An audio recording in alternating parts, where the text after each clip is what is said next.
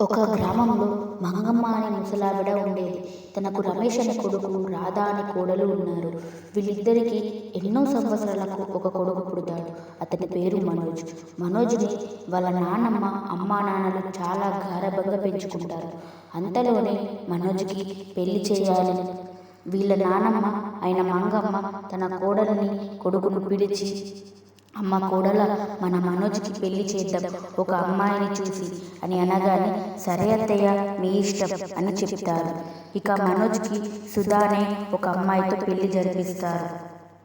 అలా కొన్ని రోజులు గడుస్తాయి. మంగమ్మ ఒక పని మీద వేరే ఊరుకు వెళ్తుంది. రమేష్, రాధాలు మంగమ్మ దగ్గరికి వస్తారు.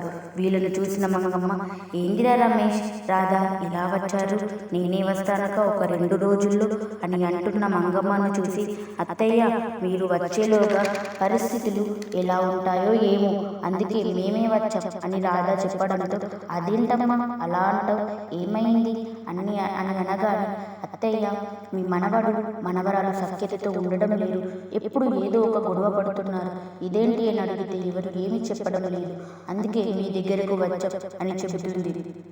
అవునమ్మా, వీళ్ళిద్దరు ఎందుకు అలా గొడవ పడుతున్నారు, మాకేం అర్థం కావడం లేదు అని అనగానే మంగమ్మ, అవునా సరే పదండి ఇంటికి వెళ్దాం అని చెప్పి ముగ్గురు ఇంటికి బయలుదేరుతారు. మంగమ్మ మనోజ్ని సుధాని పిలుస్తుంది.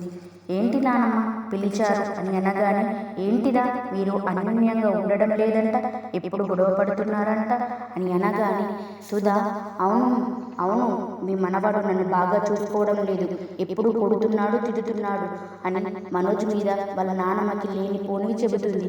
ఏంటిరా నువ్వేం మాట్లాడడం లేదు, తను చెప్పేది నిజమా అని అడిగితే మనోజ్ ఏం మాట్లాడకుండా సైలెంట్గా నిలబడతాడు.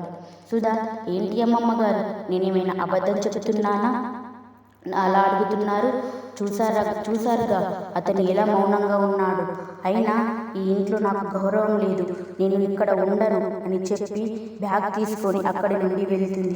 ఎంత పిలిచినా కూడా తను ఆగదు.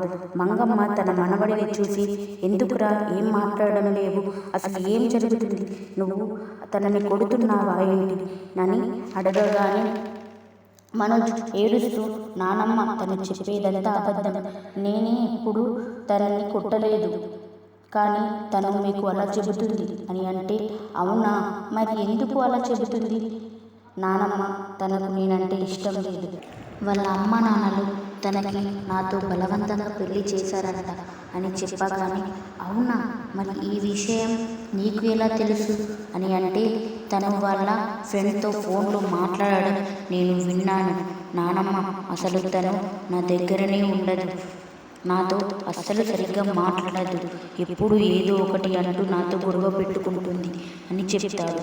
మంగమ్మ ఇదంతా విని, పద వెళ్దాం వాళ్ళ ఇంటికి, ఇష్టం లేని పెళ్లి చేసి ఎవరి గొంతు కోస్తారు అని మంగమ్మ అంటే, వద్దు నానమ్మ, నేను తన ప్రవర్తనను గమనించాను, తను ఇక్కడ ఉండదు, మనం వెళ్ళి వాళ్ళ అమ్మ నాన్నను అడిగినంత మాత్రాన తన మనసు మారదు, ఎందుకంటే తను పెళ్లికి ముందు ఎవరినో ప్రేమించిందంట, రోజు ఫోన్లో మాట్లాడుతూ ఉంటుంది, ఎవరో ఫ్రెండ్ అనుకున్నా, కానీ తన ప్రేమించిన వ్యక్తి ఇప్పుడు కూడా తన వాళ్ళ పుట్టింటికి వెళ్ళింది అనుకుంటున్నావా, కాదు తన ప్రేమించిన వ్యక్తి దగ్గరికి వెళ్ళిపోయింది అని అనగానే, మరి ఎలారా, వాళ్ళ అమ్మా నాన్నలు మనలను అడుగుతారు కదా, ఎలా మరి అని అంటే, తన ప్రేమ విషయం వాళ్ళ అమ్మా నాన్నలకు తెలిసే వాళ్ళు ఈ పెళ్లి చేశారు నానమ్మ, వాళ్ళు ఏం మనలను అడగరు అని చెప్తాడు.